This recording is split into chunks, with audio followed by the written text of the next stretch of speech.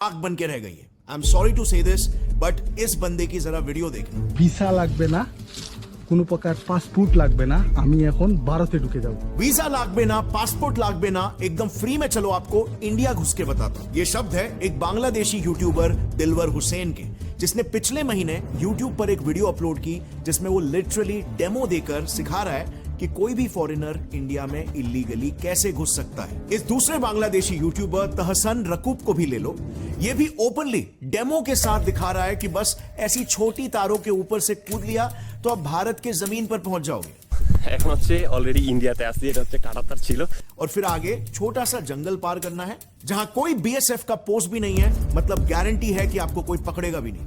Locals भी तारों के ऊपर से आए लोगों को देखकर अनदेखा कर देते हैं और इंडिया आकर आपको इजीली एक इंडियन बाइक रेंट पर भी मिल जाएगी। তো এখন হচ্ছে একটু ইন্ডিয়ান বাইক চালাবো। एक ऐसा वीडियो जो क्लियरली एक क्रिमिनल एक्टिविटी, एक इलीगल एक्टिविटी को प्रमोट कर रहा है, उस वीडियो को YouTube पर अपलोड होकर 1 साल हो चुके हैं, उस पर 1.1 मिलियन व्यूज तक आ चुके हैं, लेकिन अब तक इस पर इंडियन अथॉरिटीज ने क्या किया? No action at all. So आखिर क्यों अब तक हमने इस पर कोई भी एक्शन नहीं लिया है? और अगर आपको लग रहा है कि ये प्रॉब्लम तो मेजरली बंगाल में ही हो रही रहेगी, मुझे इससे क्या है, तो ऐसा बिल्कुल भी नहीं है।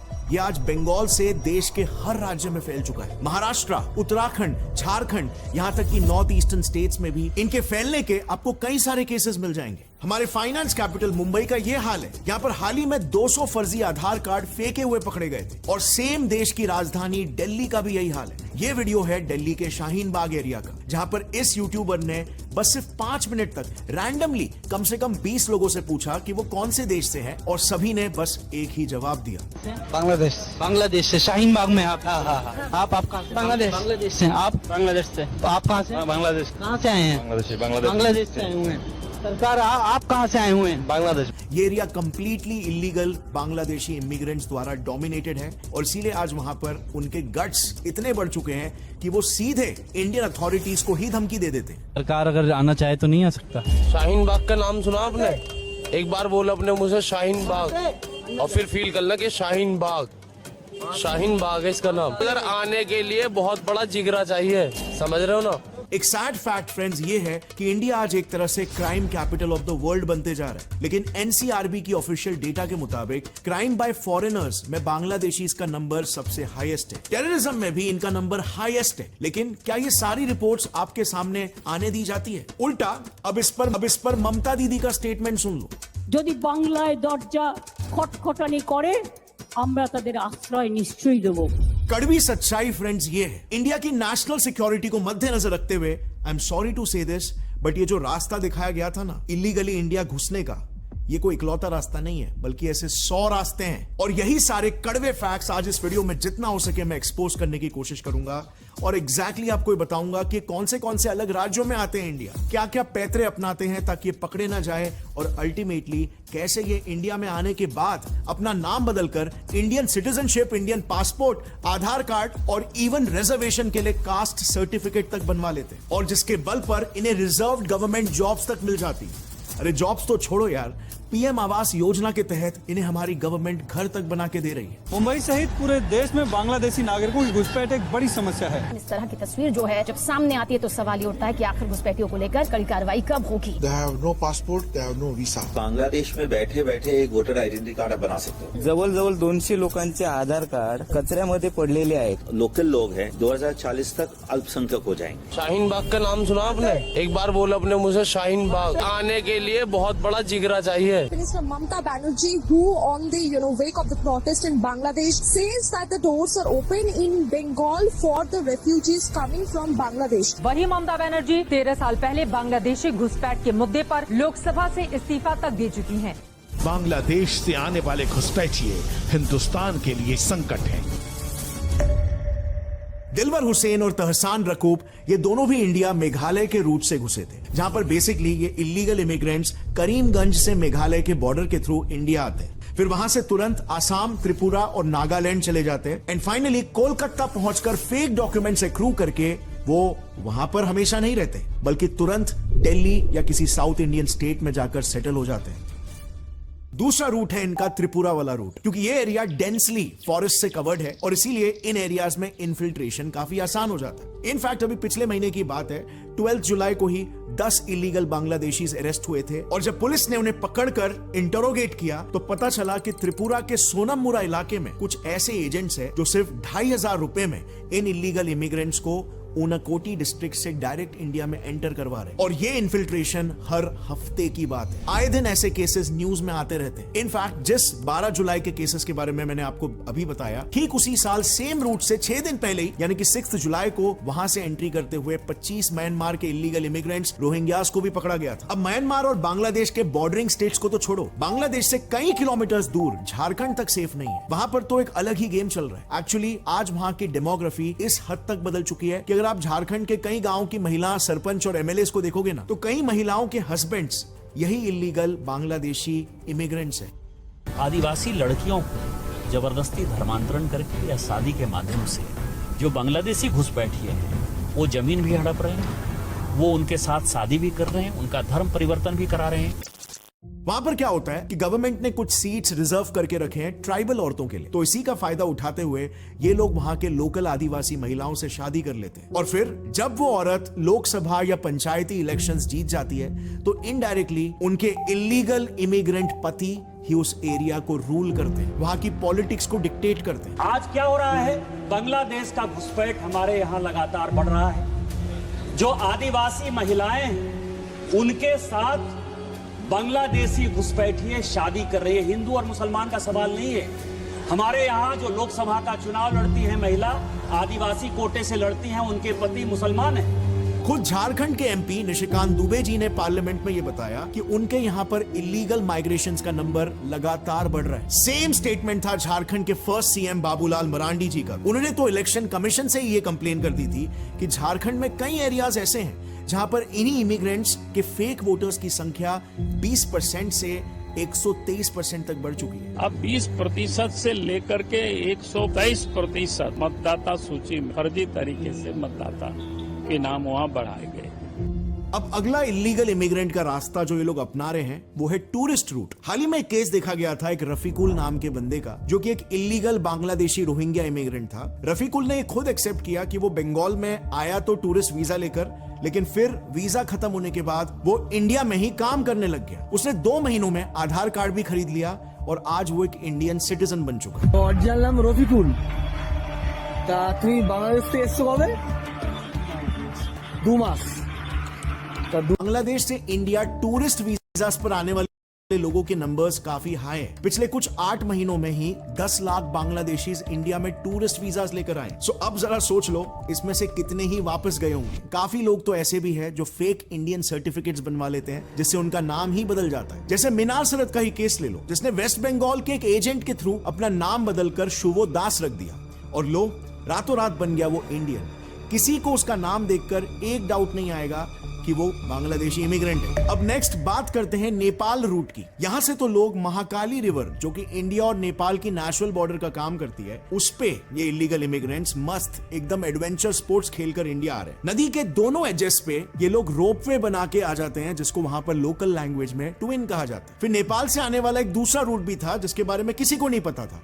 इनफैक्ट एक नेदरलैंड्स की ब्लॉगर ने इसे डिस्कवर किया। उनका कहना था कि वो एक दिन नेपाल से इंडिया ट्रैवल कर रही थी, पर गलती से वो बिना पासपोर्ट पर इमिग्रेशन स्टैंप लिए इंडिया के एक बस में चढ़ गई और हफ्ते भर इंडिया में रही, लेकिन किसी ने भी उसका पासपोर्ट एक बार भी चेक नहीं किया। ये बताता है कि नेपाल पे हमारी सिक्योरिटी फोर्सेस कितने लीनियंटली चेकिंग कर रही है। कोई भी बिंदास मुंह उठा के बस पकड़ के अंदर आ सकता है और ये बात हम इंडियंस को पता तक नहीं है। इनफैक्ट हमें एक फॉरेनर आके बता रही है। But what's happening is that amongst these Nepali Muslims you also have Rohingyas and Bangladeshis. Now just imagine, ये इतने सारे रूट्स जो मैंने बताए ये तो अब तक हमें पता है, पब्लिकली अवेलेबल है। ना जाने और कितने ही लूपहोल्स होंगे हमारी बॉर्डर सिक्योरिटी में, जिसका इस्तेमाल करके ये लोग हजारों की तादाद में इंडिया आ रहे हैं और हमारे देश की पूरी डेमोग्राफी को ही चेंज कर रहे हैं, देश के पॉलिटिक्स को ही चेंज कर रहे हैं। और सबसे इंपॉर्टेंट बात, ये लोग इंडियंस का हक भी तो छीन रहे हैं। इसमें इंडिया में रहने वाले हिंदूस, मुस्लिम्स, क्रिश्चियन, सिख्स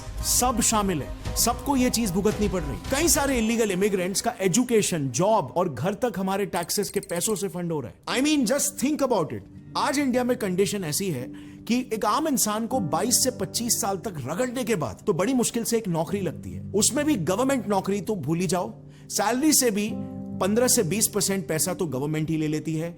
फिर सारी जिंदगी मेहनत से, ईमानदारी से पैसे कमाने के बाद बड़ी मुश्किल से 40 से 50 साल में कहीं जाकर एक घर खरीदने के काबिल बन पाता है वो। लेकिन वहीं पर दूसरी तरफ ये इलीगल इमिग्रेंट्स, ऐसे कितने केसेस आपको मिल जाएंगे जहां पर पीएम अटल आवास योजना के तहत इन इलीगल इमिग्रेंट्स को घर मिल चुका है। कितने तो रास्तों पे, बस स्टॉप्स में, रेलवे की पटरियों में तक अपना घर बसा लेते हैं और फिर कुछ महीने वहीं पर रहने के बाद बोलने लगते हैं कि अब ये जमीन हमारी है। और फिर सुप्रीम कोर्ट का ये वर्डिक्ट आता है कि गवर्नमेंट को इनको घर बना के देना पड़ेगा। उत्तराखंड के हल्द्वानी में भी तो यही हुआ ना। कोर्ट के एक वर्डिक्ट ने 4000 इलीगल एंक्रोचर्स के परिवारों को रेलवे की जमीन दान कर दी। और फिर जॉब्स, आज हम कहते हैं कि अनएम्प्लॉयमेंट पीक पर है, इंडियन यूथ के पास जॉब्स नहीं है, लेकिन अनफॉर्चुनेटली गवर्नमेंट जॉब्स में भी SC ST के लिए जो सीट्स रिजर्व रहती है, उनमें भी ये इलीगल इमिग्रेंट्स अपने फेक कास्ट डॉक्यूमेंट्स दिखाकर वो रिजर्व जॉब्स तक ले रहे। अब अगर गवर्नमेंट जॉब्स में ये हाल है तो सोचो प्राइवेट में क्या हो रहा हो। 22 अप्रैल को असम में पकड़े गए इलीगल इमिग्रेंट से ये पता चला कि वो चेन्नई में एक प्राइवेट जॉब के ज्वाइनिंग के लिए जा रहे थे। और सबसे बड़ा कंसर्न तो ये है कि this is a very serious security threat for India. India में आतंक फैलाने में, दंगा भड़काने में और क्राइम्स करने में भी इलीगल इमिग्रेंट्स का नंबर सबसे आगे है। 2018 में पुणे ATS ने 5 इलीगल बांग्लादेशी इमिग्रेंट्स को अरेस्ट किया क्योंकि ये लोग टेरर ऑर्गेनाइजेशन अल-कायदा के लिए इंडिया में टेरर ऑपरेशंस कंडक्ट कर रहे थे।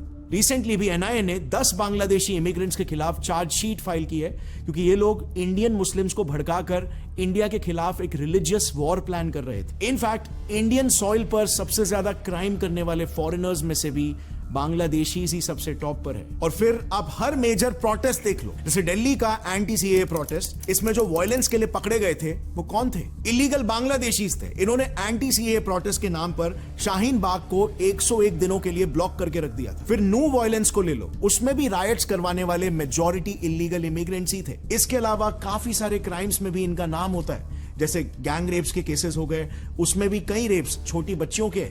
ह्यूमन ट्रैफिकिंग और इलीगल ड्रग स्मगलिंग के केसेस भी आपको बहुत सारे मिलेंगे जिनमें इनका नाम बार बार आता है। लेकिन हमारा देश इस पर क्या एक्शन ले रहा है? सेंट्रल गवर्नमेंट और स्टेट गवर्नमेंट्स तो दोनों अपने वोट बैंक के पॉलिटिक्स में लगे हुए। इनफैक्ट बीजेपी ने तो मैनिफेस्टो में तक इस इशू को हाईलाइट किया था, लेकिन इसके बाद भी इस पर कोई ठोस एक्शन होते हुए दिख तो नहीं रहा है। आप जरा खुद ही सोचो कितना ही मुश्किल हो सकता है हमारे लिए हमारे देश के बॉर्डर्स को फुल प्रूफ बनाना। बस सिर्फ ऑब्स्टिकल कहीं शायद यहां पर आ रही है कि स्टेट गवर्नमेंट्स तो जानबूझकर इस बड़े लूप होल को खुला रहने देना चाहते हैं।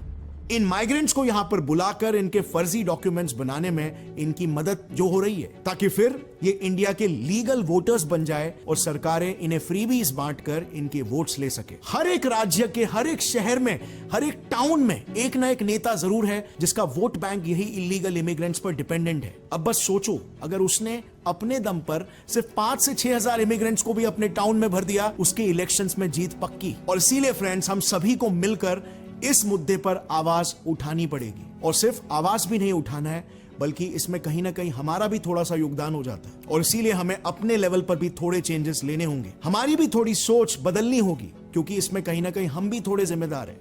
Do you really think India जैसे देश में, जहां पर आज 140 करोड़ की आबादी है, लेकिन आज भी लाखों लोगों को 2 वक्त की रोटी नसीब नहीं हो रही? हमारे देश के 15% पढ़े लिखे युवा आज बेरोजगार बैठे हुए हैं। 140 करोड़ की आबादी में से सिर्फ 2% ही लोग टैक्सेस भरते हैं, और उस पैसे से जो इंफ्रास्ट्रक्चर बनता है उसकी हालत ऐसी है।